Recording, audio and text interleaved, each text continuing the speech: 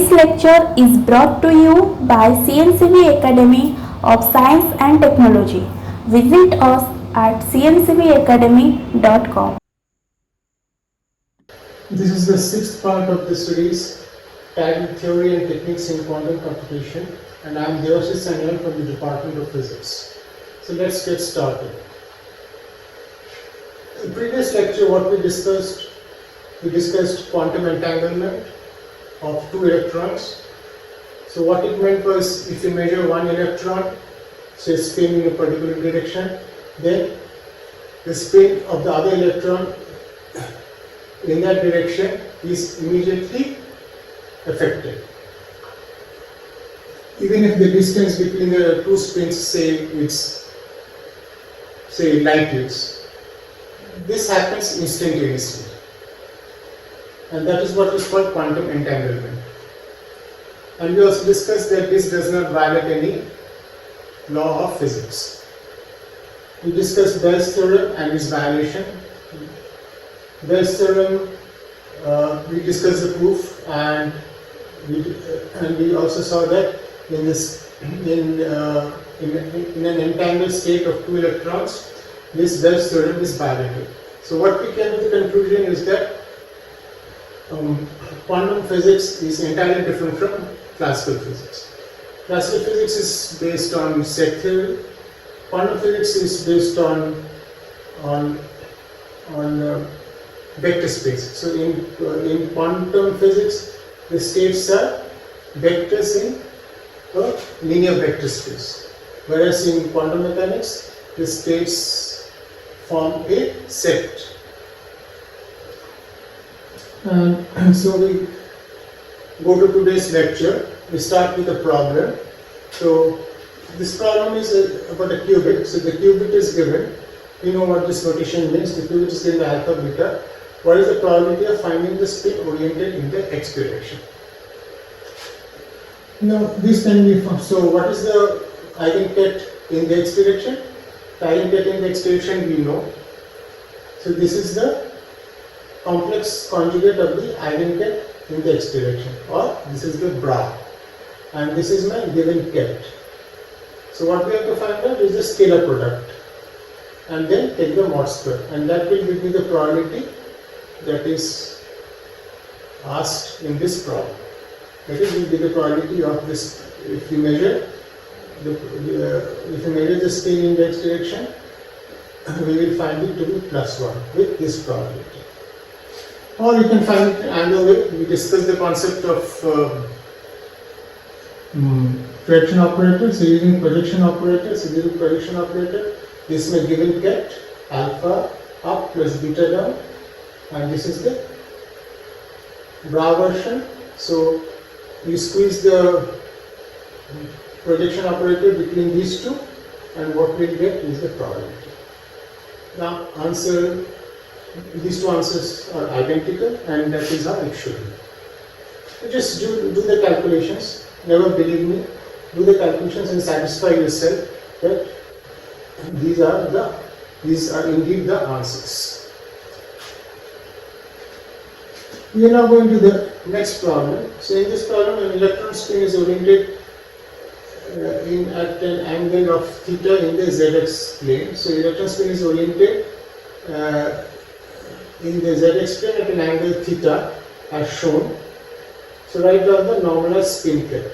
So this is the direction in which the electron is oriented. So if you measure the electron, spin of the electron, then it will come up to be +1. So what is the corresponding eigenket? So this is how we start. So let the eigenket, let the ket be, spin ket be alpha beta. So this is sigma dot n. Sigma is the spin matrix, we know, and n is the unit vector in this direction, and that is cos theta I plus sin theta k. So it is cos theta sigma 1 plus sin theta sigma 3. We know sigma 1, sigma 3. So if you do the calculation, this is the form it takes. This object. So you multiply with this vector, and you do the calculation. So you get two relations, and both the relations are identical. So it does not matter. What you get is beta is equal to cos theta divided by 1 plus sin theta alpha. Okay, and once you get that, we then impose the condition for normalization. We want to normalize this ket.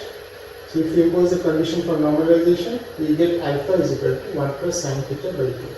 You can see, you can actually add one phase factor e to the power I delta, but we are not adding it. So that is arbitrary. So whatever phase I have, it does not matter. So I just kept it as a real number. So alpha is equal to 1 plus sin theta by 2 square. And once we have that, we have the answer. This is the answer. So the given ket is 1 plus sin theta by 2, 1 plus cos theta by 1 plus sin theta. So this is the answer. Now we will have a look at some notations which we will use in this lecture and in the next few lectures. So what are these notations? So the one notation is zero ket. Zero ket is equivalent to spin up. So this represents the spin in the z direction. One is spin in the minus z direction. This is spin down.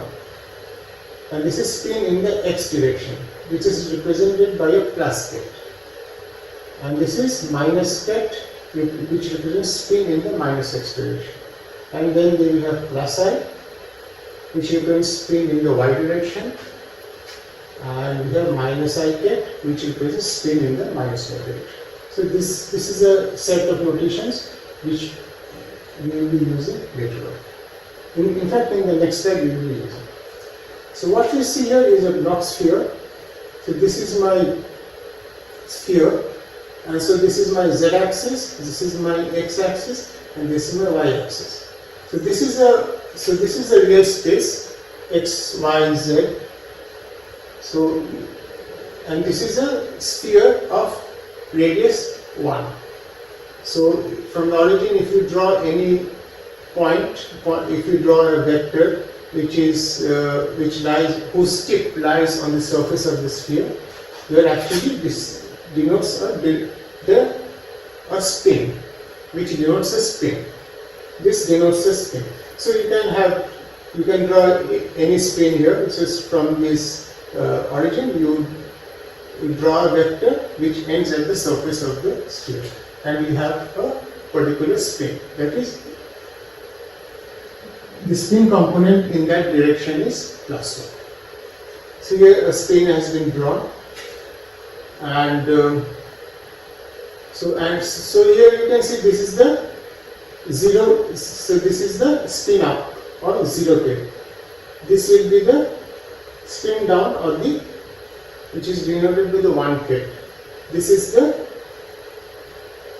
spin in y direction, which is denoted by plus I, and spin in minus y direction is denoted by minus I ket, and spin in positive x direction is denoted by plus ket, and the spin in the negative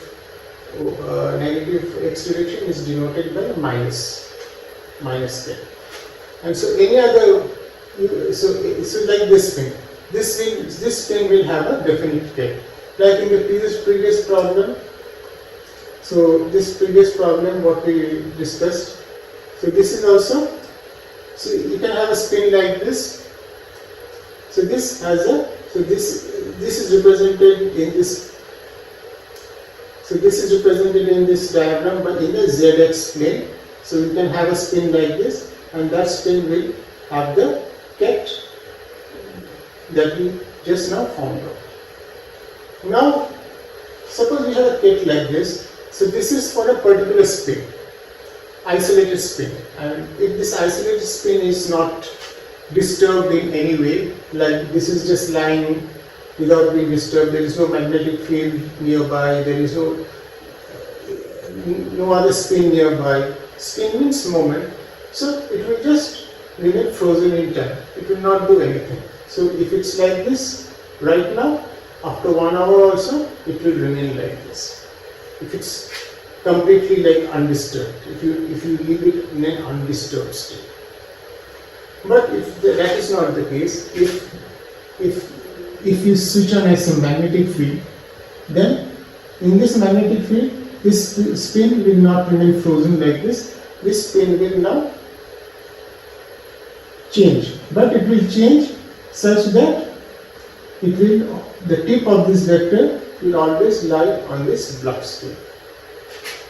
Right. So when you apply, say, you switch on a constant magnetic field, then the question comes, how does this ket? So this was, I started with a particular ket. How does this ket evolve in time? Because this ket does not remain fixed anymore, it evolves in time. So this is my initial ket. So what we are trying to find out, evolution of state vector. That is the dynamics. So how do we determine the dynamics of a state vector? So let the initial condition at t0. So we start with some vector in the state space. So in the case of spin, isolated spin, it's a two-dimensional space, and it is represented by a vector in the two-dimensional space. And what we just saw, a Bloch sphere is in the three-dimensional space. So if you start with the vector a0 and it evolves under time, and so after time t, it goes to a new ket. Right. This goes to a new spin, right? Due to this interaction with the magnetic field. Or I can write it like in terms of what is called the evolution operator. So a ket is equal to, this is the evolution operator which is given by u. So this is an operator which acts on a0, and what we get is the ket after time t. If u is 1, then of course it does not change with time, it remains frozen. So u has to do with the interaction, the external interaction that this spin is now encountering. So u to be in the evolution operator. Now what is, so if I take a complex conjugate of this, then this becomes, so notationally I can write, this is the bra, so I can write bra like this, and then this becomes bra, and here I become u dagger t. This is standard matrix algebra. So this is the a bra, so this is the a ket, this is the bra, it is a0 bra and u dagger t.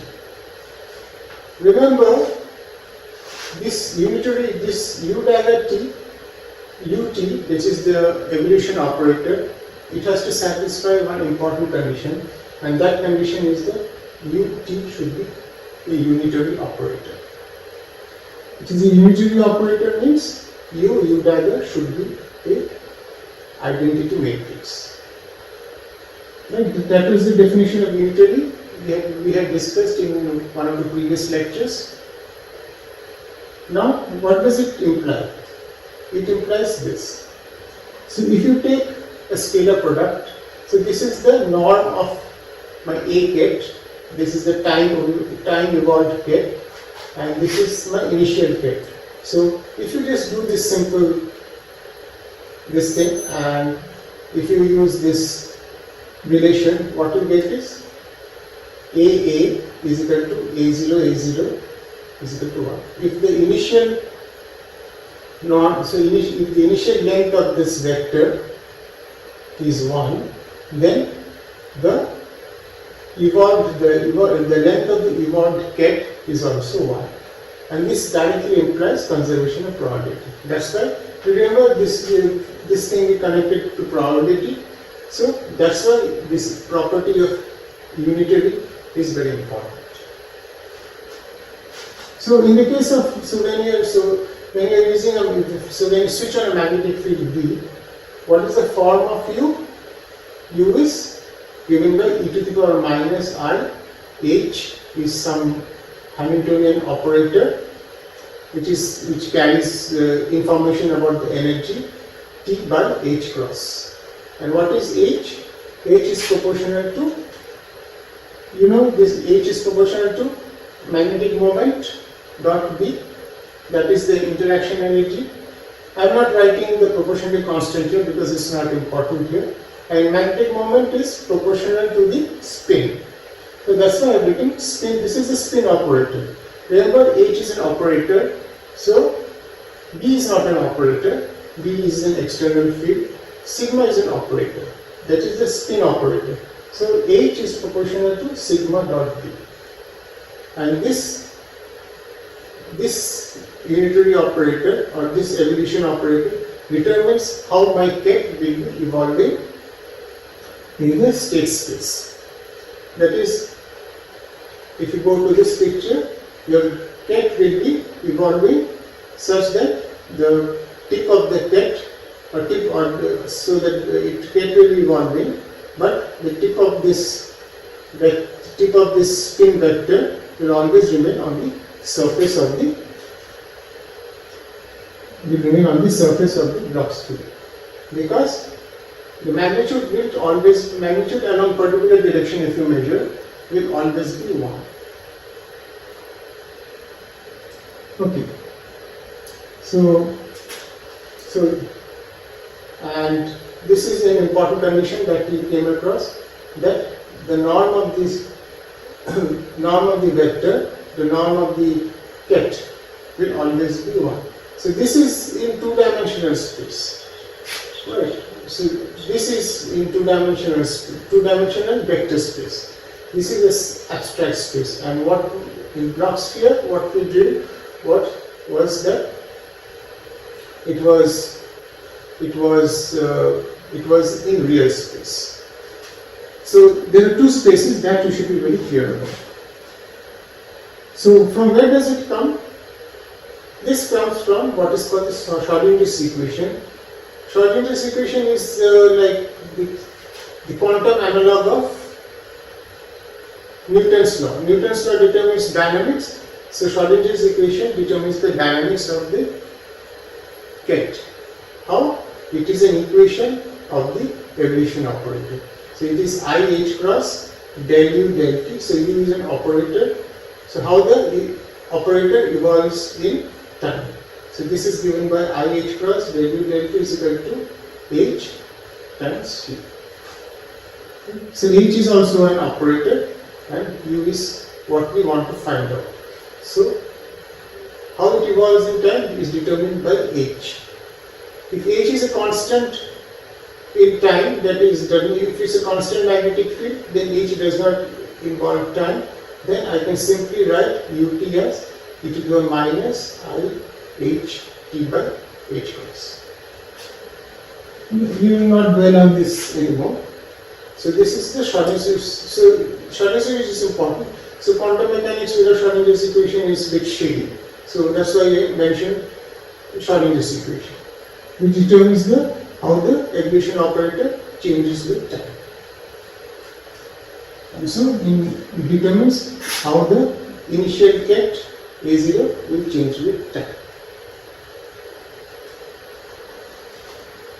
So now we come to another important aspect of quantum mechanics, which is called interference in quantum mechanics. We know what is interference.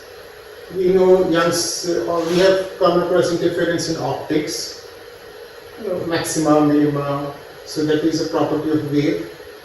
In fact, in one of my previous lectures on Aronoff bomb effect, we also came across this phenomena of interference in quantum mechanics. Here we'll look at it in a slightly different way. So what we have is an electron source, or it can be a particle source. It may not be electron, it can be particle also here. And what we have is screen. We have one screen here and another screen here. So what is the characteristic of the screen? So this part is opaque. Only at A there is a hole and at B there is a hole. So the particle can only go through these holes A and B. Otherwise particles cannot go through these opaque portions. And if you go to the second screen also there are holes. So this is the central hole which is placed centrally with respect to A and B, Otherwise there are holes above this O bar at regular intervals, and there are holes below O bar also at regular intervals. Otherwise the space between the holes, it's opaque. So the particle cannot go through this opaque space. That is forbidden. So what are we looking at it now? So what are we looking at? So let's say the initial state is O. Initial state is O means, so the particle starts from here. And O is what is called the position K. So at some time t, when particle is at this source, it is a position K. Position K means the particle is occupying a definite position, and corresponding to that position there is a state vector which is called the position vector. Okay? So the initial state is O. Fine. Now if the particle is moving, then what happens? So this initial state will evolve to some state. This is the state at the first screen. So if you go to the first screen, so this is my first screen. So what we see here is the first screen. So what will be the state of the particle at this screen? It can be, so this is say linearly, so this is centrally located with respect to A and B. So it will be in a linear superposition of, so this is also a position vector. So this determines the state of the particle when it is at the hole A, and this determines the quantum state of the particle when is it at the hole B. So at the screen, this particle is in a linear superposition of this state plus this state.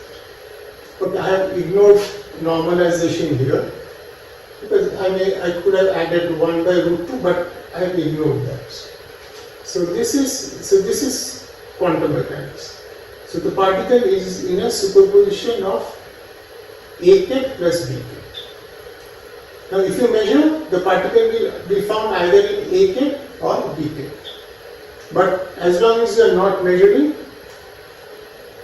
it will be in a linear superposition of A ket plus B ket. Like in spin. In a linear superposition of spin up and spin down. But when you measure, you will either get spin up or spin down.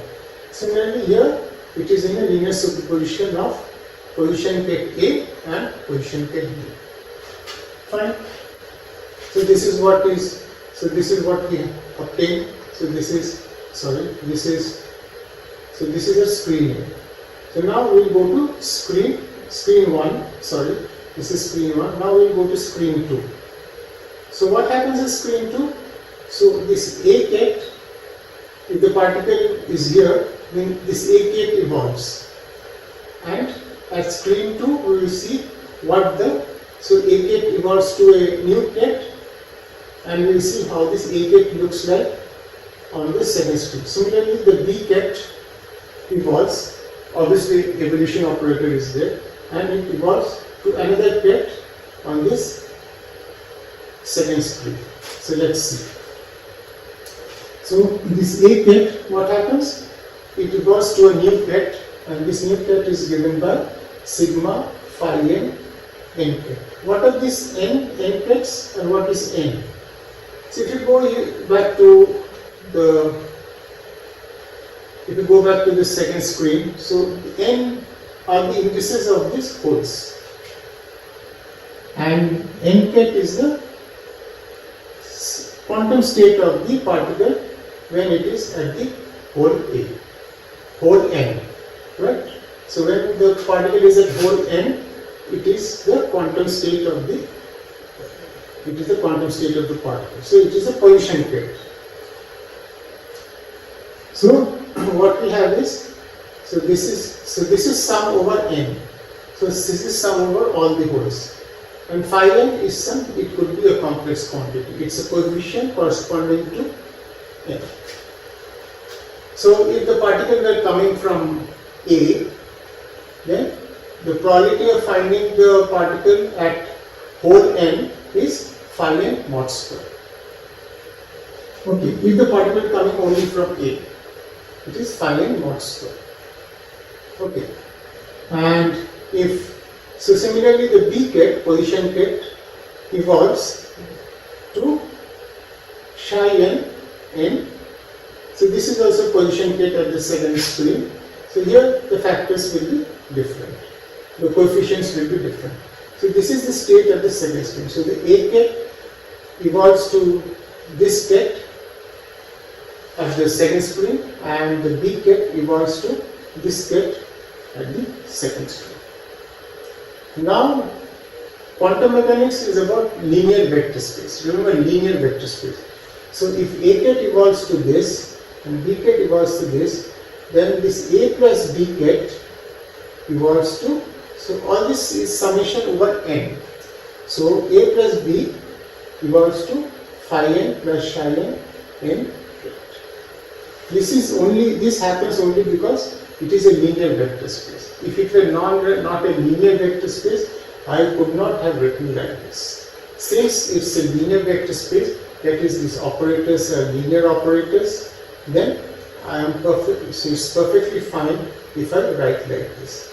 It looks obvious, but it's not that obvious. It happens only because quantum physics is described in terms of a linear vector space. So A goes to this, B goes to this, so A plus B goes to this. Okay. So what is the implication? So suppose now I want to find out the probability of finding the particle here. Somewhere at the here, O bar. Now O bar is centrally located, say, with respect to A and B.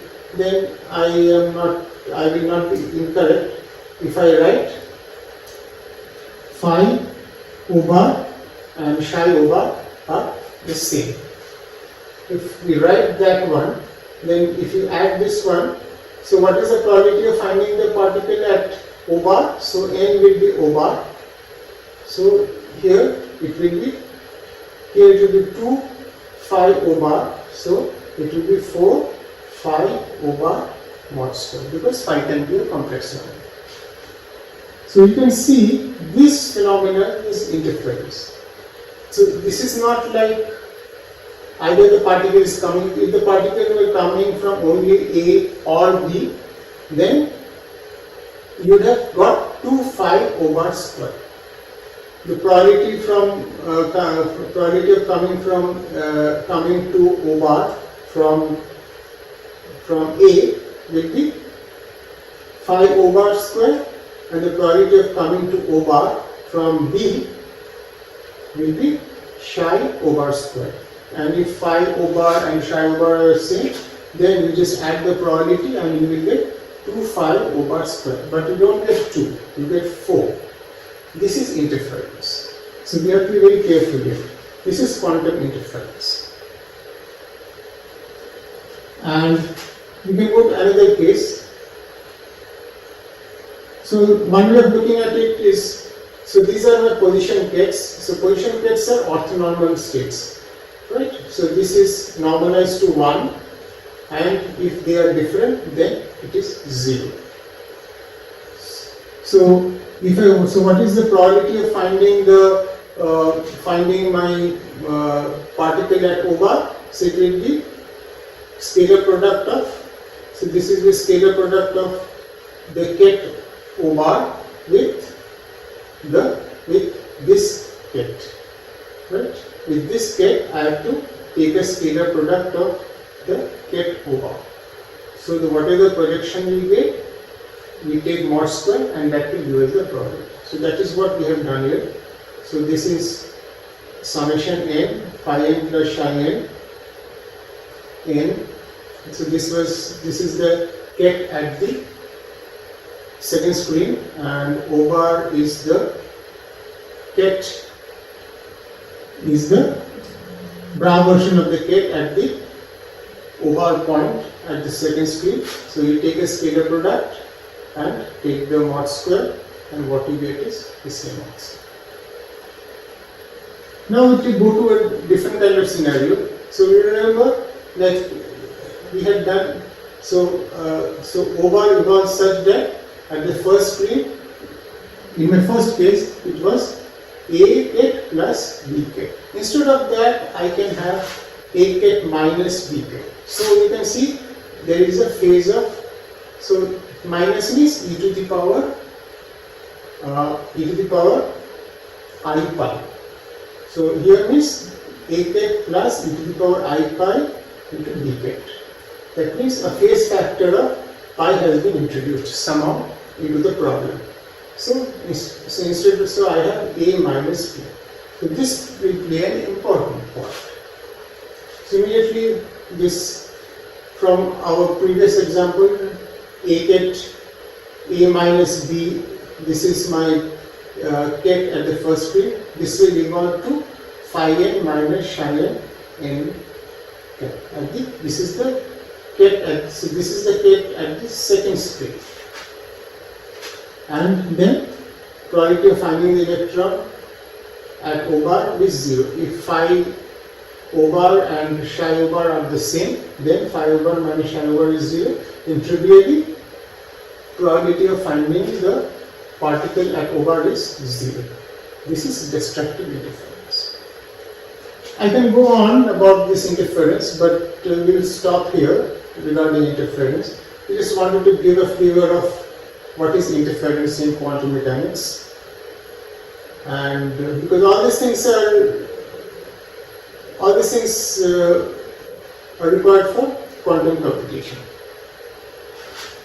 and all these things come from the fact that there is a concept of linear superposition of states in quantum mechanics. And now we go to logic gates. Okay. So this may not be very clear. So these are the typical logic gates using electronics. So these are classical. There is nothing quantum about it. So you have NOT gate, you have AND gate, you have NAND gate, you have OR gate, then we have XOR gate, etc. We have various kinds of gates. So what is interesting about these gates is these gates are in general irreversible. What do I mean by that? So suppose NOT gate. This is the symbol of NOT gate. So you have one input and one output. This is AND gate. AND gate means you have two inputs and one output. You can easily see that this kind of gates are irreversible, because if there is one input, you can never tell what my, if you know the output, you can never tell what my input was, right? So these are all irreversible gates, or OR gate. Two inputs, one output. Since there is one output, you can never tell what my, in general, you can never tell what my input was from the output. So all these are irreversible gates in general. So these logic gates are given by what we call truth table. So this is a truth table for NOT gate. That is, input is 0.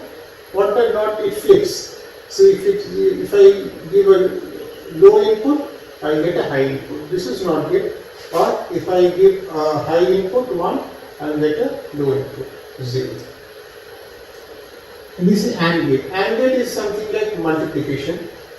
So 0, 0, input is 0, both inputs are 0, you get output 0. You get one input 0, another output is 1, still you get 0, 1, 0, you get 0. This is just like multiplication, but these are all considering binary numbers, so 0 and 1. And then if you have 1 and 1, then only you can have 1. So this is the truth table for AND gate. So every gate has its own characteristic truth table, and no two truth table will be identical. Here you can say output is 0, output is 0, output is 0, but for one output 0, 0, 0, you can have 3 different inputs. That's why I say this AND gate is, like this gate is irreversible. we'll also consider quantum gates after some time. Quantum gates are reversible. It's from the input we can find out, from the output we can find out the input. So this is AND gate. We have OR gate also. OR gate is something like addition. So 0 0 is 0, 0 1 is 1, 1 0 is 1, and 1 1 is 1. So you can see here we have three same output, but we have different input.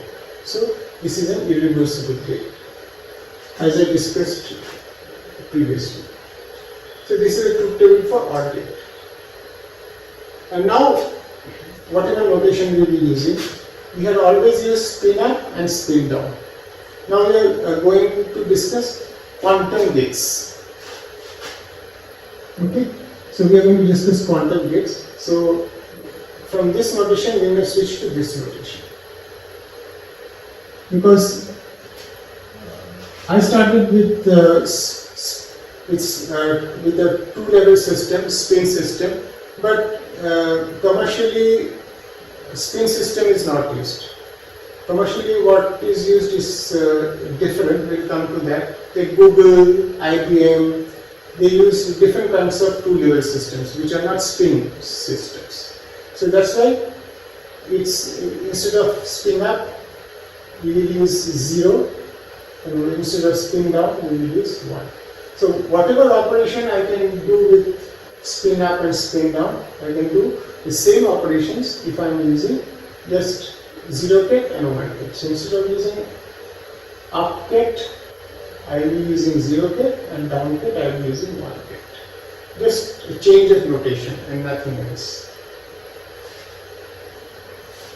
So now we go to quantum logic gates. The quantum logic gates are not the classical gates, they are quantum hardwares. So inside whatever is happening is quantum, and in whatever input is I am getting, that is processed in a quantum mechanical fashion, and the output is quantum mechanical. So there are various quantum gates. We will just discuss a few important ones. One is the sigma X. Okay. So what does the quantum gate do? So quantum gate acts on an input and it gives me an output. So what kind of input? So it could be, so it acts on a qubit. So these quantum gates act on a qubit, and what we get is an output. Okay. So here this is what we have. So here this is the sigma X. Okay, so this is the sigma X. So this is the sigma X quantum gate.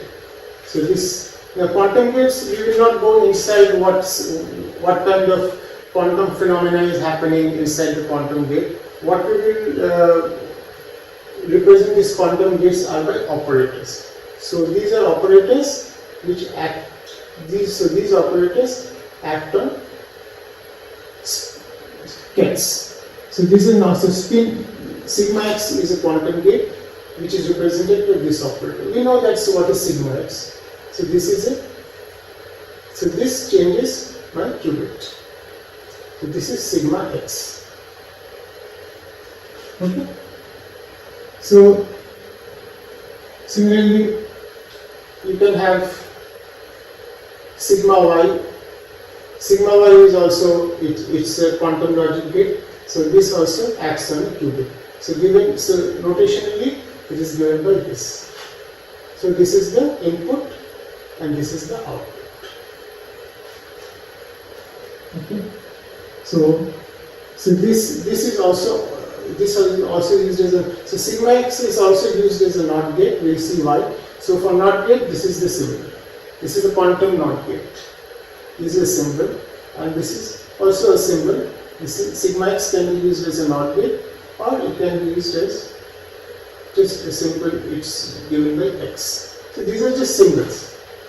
So we have sigma Y, and we have then sigma Z operator, which acts. So this is my sigma z operator. So this is the sigma z gate, and it is denoted by this. And this is the operator, corresponding operator. We know what sigma z looks like, and we know what sigma y looks like. And all these are like acting on qubits, and all these are unitary operators also. Right? Because it's just changing the, it's just rotating the qubit. So you remember the Bloch sphere? So Bloch sphere, if you start with a particular qubit, when sigma x acts, it just changes the qubit, such that the tip of the vector remains on the surface of the Bloch sphere. So sigma y, sigma z. So that means the new qubit, the norm of the new qubit should be 1. Norm of the new qubit when sigma y acting should be 1. Norm of the new qubit when sigma z is acting should be 1. That this implies you can easily check these are unitary operators also. These are Hermitian because they represent observables sigma x, sigma y, sigma z. At the same time, they are unitary operators also. Okay. And there is Hadamard operator. Well, this is Hadamard operator. You will see what Hadamard operator does. Hadamard H. So this is again a quantum. This is some kind of black box for us. So what's happening inside this quantum device? We are not interested. We just represent it by this operator. And similarly, there is a phase shift operator. What it does is, so this phase shift operator is determined by this phase shift gate. So this is Hadamard gate. This is phase shift gate. This is represented by this matrix. Hadamard is represented by this matrix.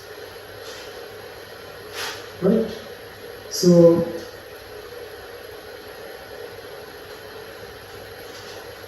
what does sigma y do? So you can just check if it's a pure zero state. Zero means up state. When sigma y acts, it goes to I, and this is the one state. That is down state. These things we have done already. Sigma x acts on 1. That is down state. What I get is minus I 0 up state. These things we have done in the last lecture. Or sigma y acts on, this is what now remember, this is the spin polarized in the x direction. If sigma y acts on x direction on electron spin which is in the plus direction, what I get is minus I. That is, this is spin in the negative x direction. So what is sigma does is that here you can see it's like sigma y acts on 0, it flips the spin, but it picks up a phase factor. What is I? I is equal to e to the power I pi by 2. So it picks up a phase of pi by 2 between. So here it picks up a phase of pi by 2 as it goes from 0 to 1. Here also it picks up a phase. You can see it's minus I. So it will be minus pi by 2. Similarly, sigma y acts on spin along x direction. So what I get is, so we know the eigenket corresponding to spin along x direction. We know sigma y. You can easily check if this acts on this, sigma y acts on this. What I get is minus I, and this is spin along minus x direction. Similarly, when sigma y acts on a spin ket in the representing spin ket representing spin in the minus x direction, what we get is I plus. Right? This is the spin along positive x direction. So it's flipping the spins. From plus it's going to minus, minus is going to plus, but it's also picking up a phase factor. In general, sigma y flips a spin in the zx plane. And what do I mean by that? So let us go to our to first problem. First problem or second problem. Sigma y, if it acts on a spin in the zx plane, the spin that is oriented in the zx plane, it will flip it. That is, it will take it to its opposite direction. So like this. Let's go to the picture first.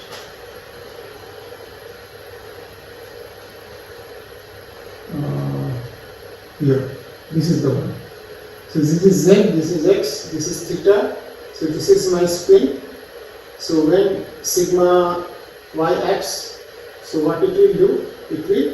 You will see that this spin will be now in this direction with a particular phase factor.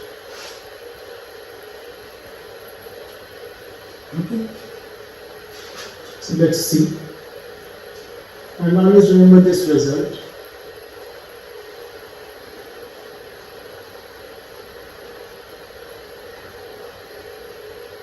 Okay, so we'll try to see this. So from the previous problem, the one that I showed, you remember when the angle was theta, the relation between beta and alpha was beta is equal to cos theta by 1 plus sin theta alpha, or equivalently 1 minus sin theta by cos theta alpha. So these two expressions are the same. You can check. These two expressions, it's not difficult to prove. Oh, sorry. So this is what we got for that configuration. Now if I rotate it by pi, theta by pi, then what happens? Then for that new configuration of the spin, that is the spin is now in a direction opposite as I showed you, theta will be replaced by theta plus pi. Theta will be replaced here by theta plus pi. Here also it will be theta plus pi, here it will be theta plus pi. Then for the new configuration, the beta rotated, so this is the beta rotated is equal to, it will, so here you will get a minus sign, and here from cos theta you will get a minus sign. So it becomes minus cos theta by 1 minus sin theta, alpha rotated. So my for the rotated spin, my spin ket is alpha ROT and beta ROT. And for the spin, for the original configuration, my spin state was alpha beta. Now it is alpha ROT and beta ROT. That is rotated. Okay, so this part is done. So if it's rotated, we can now see what should be the relation between alpha rotated and beta rotated. Okay, so done. So we will not worry about it right now. Now we see what sigma y does when it operates on this this ket. Okay, then it operates on the spin ket. So spin ket was what we try to show is that when this operates on the spin ket, it actually flips the spin ket with an additional introduction of phase. So when it acts on this, so you can check all this. When sigma y acts on up, we know that these things we have done. So we get I into spin down. And when sigma y acts on down, I get minus I into spin up. So I can take minus I beta as factor common, and what I get is spin up minus alpha by beta spin down. Right? So this is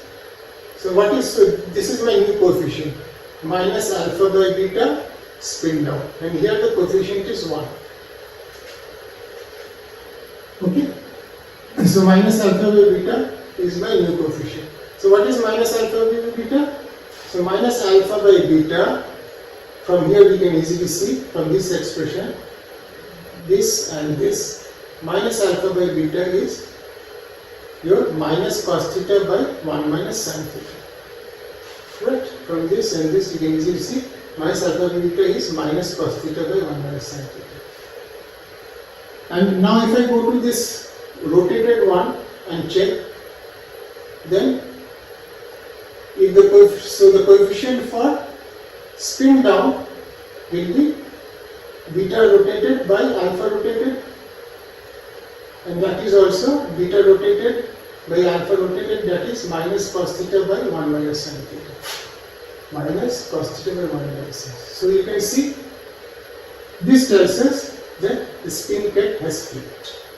So the spin ket that I showed making an angle theta with the x-axis, it is now that spin has rotated by theta plus. So that spin has rotated by pi. So this calculation confirms that. So that's why I've written spin, if sigma y flips the spin z in the minus x plane. Flips the spin in the zx plane. Okay, and these also you can check easily. So sigma y, so sigma x. Now sigma x, if acts on 0, the spin up, then you get spin down. You can check easily. So this is no phase factor is there. This is a not operation. When it acts on 0, you get 1. When sigma s acts on 1, that is spin down, you get spin up. This you can check easily. I am not doing it. But you should satisfy yourself at least once that this is indeed the case. So this is a typical not operation. So 0 going to 1 and 1 going to 0. And again you can see sigma x acts on, say, plus I, that is spin polarized in the y direction. What I get is I minus I. That is spin polarized in the minus y direction. Check. We know already how this spin ket looks like. Eigenket when the spin is polarized in the plus y direction. We have done it before. Check this result. Similarly, when sigma x acts on minus I, which is spin ket representing spin in the minus y direction, then what we get is minus I and times plus I. This is obviously this I is complex. This I is complex, but this I is not complex. So you should not be confused with that. This is just a notation. This I is notation. This I is notation. This is notation. But one that is outside, this is complex. And just like I have shown before, you can check that sigma x flips the spin in the z by plane. Check yourself. Just like I had done before, you should satisfy yourself that this is indeed the case, but there will be a phase factor. And what about sigma z gate? So the sigma z gate, all these gates are represented by operators. So sigma z flips spin in the, so if there is a spin in the plus x direction, sigma z flips it in the minus x direction. Okay? But there may be a phase factor involved. I don't remember that. So sigma z, and if sigma z acts on a spin which is oriented in the minus x direction, it flips it to plus x direction. Similarly, if sigma z acts on a spin which is in the plus y direction, it flips it in the minus y direction. And when sigma z acts on a spin which is in the minus y direction, it flips it in the plus y direction. So this is, and sigma z flips spin in the xy plane. So if there is a spin in the xy plane, if sigma z acts on it, that spin will be now rotated by pi. So it will point in a direction opposite to its previous direction, and there may be a phase factor here. So all these things you should check.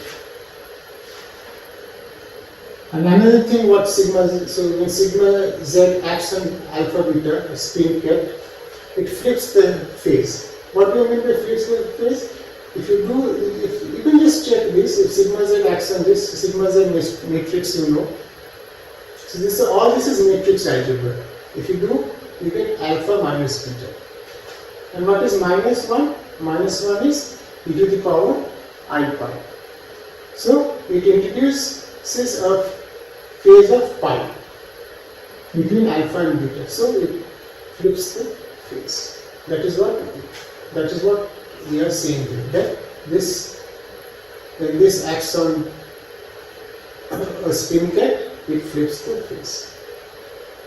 But flips means it changes the relative phase by pi. Okay, so this is sigma z gate. So now we go to Hadamard gate. So what does Hadamard gate do? Hadamard gate does something interesting. So if you get a zero state, okay, so if you get a zero state Hadamard gate, if you get zero state, it mixes it up. So this is again represented Hadamard gate operator. We have just shown what Hadamard gate operator looks like. We are not going into how we are constructing a Hadamard gate quantum mechanically. The gate is there, it's a quantum device and it's acting on this ket 0, and what we get is a mixed state. So this you can see from the structure that this is actually a spin polarized in the plus x direction, and it is represented by plus according to convention. And if the Hadamard gate acts on the spin down state or the minus or the 1 ket, what we get is this 1 by root 2 0 minus 1, and this we have seen, this represents the eigenket corresponding to the spin in the minus x direction. That's why it's represented by minus according to convention. So this is what Hadamard does. So to 0 it mixes, so if you start with a 0, it will make it as a combination of 0 and 1 with the plus sign. Here if you start with 1, it will make it in a combination 0 and 1, but here there will be a minus. This is a very useful gate. Okay, and then we come to control gates. So what are control gates? Control gates have two lines. So this is the line that is controlling. So this is control NOT gate or C naught. So this is the line that will control. Okay, so there will be input here. This input will not be affected. Whatever the input is here, the output will be the same. But this is, you remember, this is the symbol of NOT gate or sigma x. So whatever input you get, if you get an input, that input will flip. You know sigma x flips 0 to 1 and 1 to 0. But if it were just a pure NOT gate like this, 0 will become 1, 1 to 0. But this is control NOT gate. Control means what is in this line will determine whether this input will flip or not. So what do I mean by that? So let's see. So here, so this is how it looks like. So this is my 0.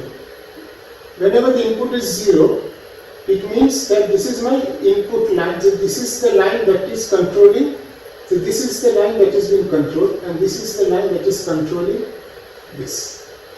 So that's why this connection is there. So when it is 0, that means this